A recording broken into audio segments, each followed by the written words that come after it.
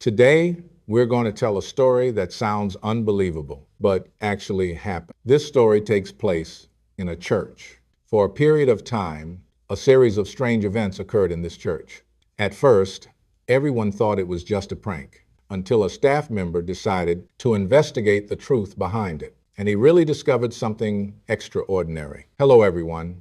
Welcome to the Himalaya Investigation Bureau. I'm Himalaya. One day in February 1982, a 42-year-old man named Sam Drash went to work at the church where he worked as usual. This church is located in Memphis, Tennessee, USA.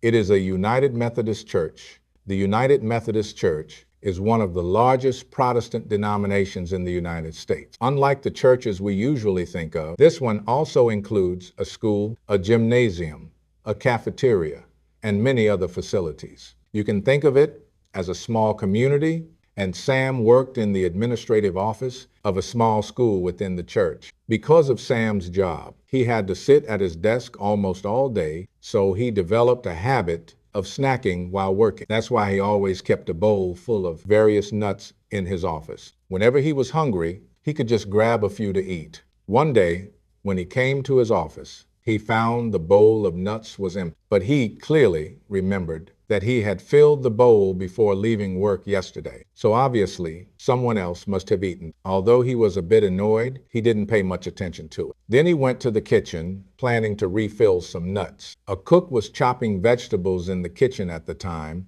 and after briefly greeting the cook, he went to the food storage room. But when he entered the storage room, he found that all the jars that should have held nuts were completely missing from the shelves. At first, Sam thought someone must have put them somewhere else, so he searched on other shelves. But not only did he fail to find the nuts, he also noticed many other snacks were missing. So he went to ask the cook if someone had a party at the school yesterday or what was going on. Why were so many snacks gone? The cook put down his work, looked at him seriously, and said, "You noticed too? Let me tell you, this has been going on for more than just a day or two." It turned out that over the past month, the cook had already noticed food in the kitchen would mysteriously disappear. At first, it wasn't much that went missing, and it was mostly just snacks and the like. But later, the situation got worse and worse. It wasn't just snacks anymore. Ingredients he kept in the fridge were also being taken. The chef thought it must be the kids from the school. So later,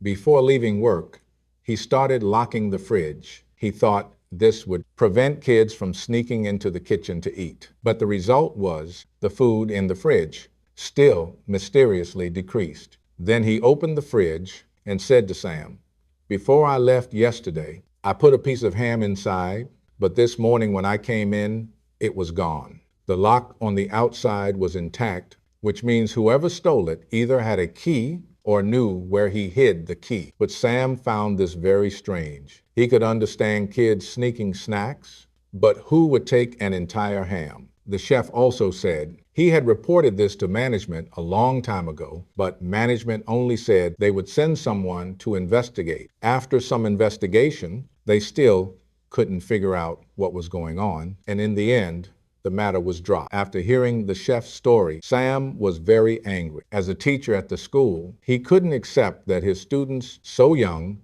would start stealing. So he told the chef, "Don't worry, I'll discuss this matter properly with management, and I'll have someone come by soon to change the lock for you."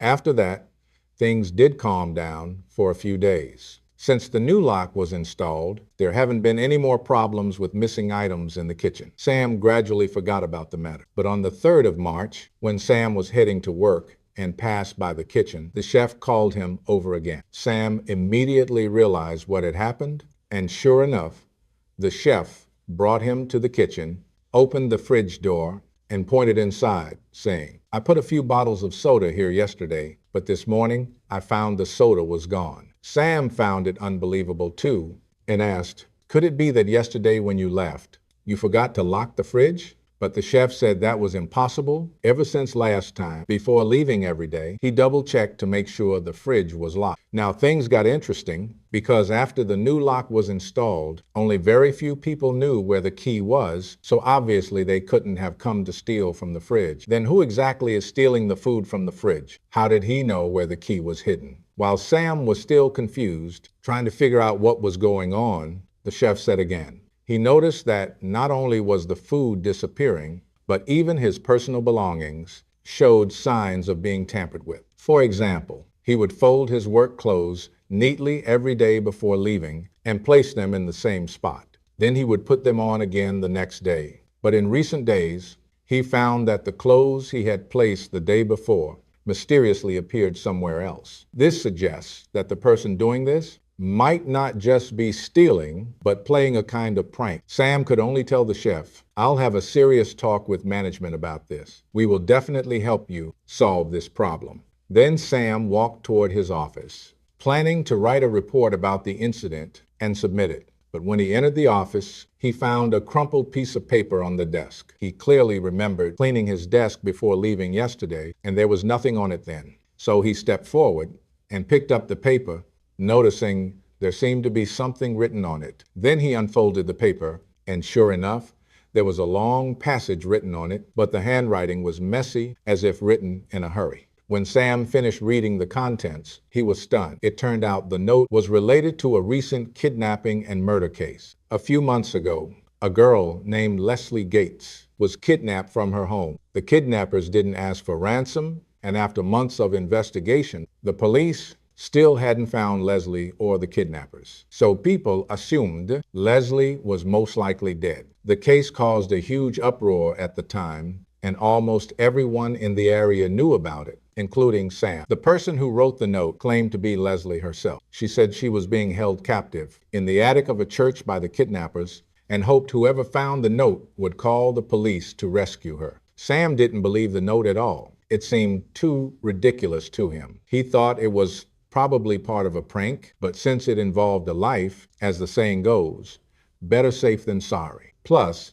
he really wanted to find out the truth, so he called the police. Not long after, the police arrived at the church. Sam also told the police about the recent series of strange events and showed them the notes. Although the police thought it was likely a prank by some mischievous student causing it, they still had to investigate, right? So the police went up to the church attic. The attic was usually empty and no one would go up there. After the police investigation, they really didn't find anything related to Leslie. They also took the opportunity to check the entire building, but again, found nothing. That pretty much confirmed the whole thing was just a prank. Finally, the police told Sam that if new evidence was found later, he could contact them again. After saying that, they left. However, the prankster didn't stop, but instead things got worse. In the following weeks, food kept disappearing from the fridge. Even though the locks were changed several times, it was all in vain. At the same time, more and more notes started to appear. Of course, these notes were not only found on Sam's desk, but basically all the other church staff received them too, though most treated them as pranks and didn't take them seriously. One weekend, Sam brought his son to church for service. When his son opened a Bible, a paper slipped out from inside. As expected, it was about the Leslie case again, which made Sam feel that he couldn't just ignore this anymore. So he resolved to get to the bottom of it. Time moved to the 17th of March, by which time it had been a month and a half since Sam first found out, but the prank hadn't stopped. The situation showed no sign of improvement. That day, Sam gathered some church staff and told them that he planned to put an end to the prank once and for all. Since there were no cameras at the time, his plan was very simple and direct. Manual surveillance. He told the staff that after work tonight, they would lie in wait inside the church, and if the prankster dared to show up, they would confront him head on. So when night came, Sam and several staff members hid in different corners of the church, waiting for the mysterious person to appear. They waited until around 10 p.m., but nothing happened. At this moment, a maintenance worker was getting a bit bored waiting, so he decided to take a walk and stretch his legs a bit. Actually, among these people, only Sam really wanted to catch the mysterious person. The others didn't care much. They thought this was just a kid's prank, and what good would it do even if they caught him, right?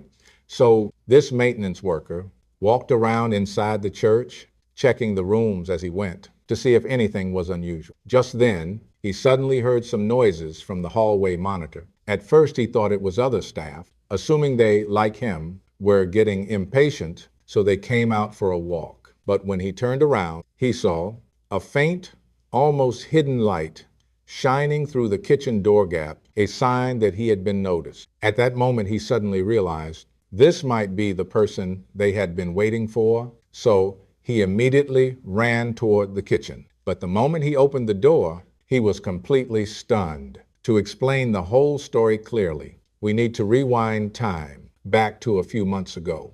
At that time, only one 5-year-old Leslie was kidnapped at home. The kidnapper was a 2-year-old man named Ernest Stopfeld.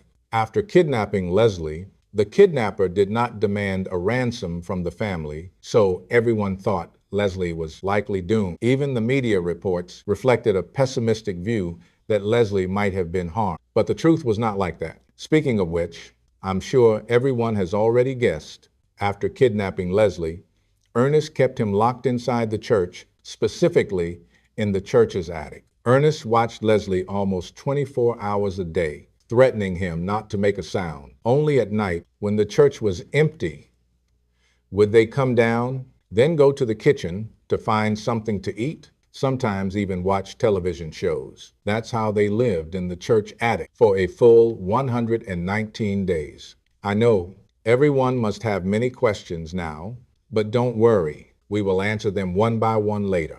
At this point, everyone must have a lot of questions, but don't rush. We will answer them one by one later. First, let's talk about Leslie. At first, Ernest told him he would be released once the ransom was paid, so Leslie cooperated fully, and he was closely guarded then, with no chance to escape. At first, they only took the food for 2 people from the kitchen. For the whole kitchen, there really wasn't much food. So at that time, only the chef noticed the food was decreasing. When Sam found out, that was several months later. But as time went by, day after day, Leslie gradually realized that Ernest's goal didn't seem to be the ransom. We will talk about his true intention later. But at that time, Leslie already realized that he could only count on himself to be saved. But the problem was, he was constantly under Ernest's strict watch, so how could he save himself? Later, Leslie came up with a plan. Every time he went to the kitchen, he would take a large amount of food. He told Ernest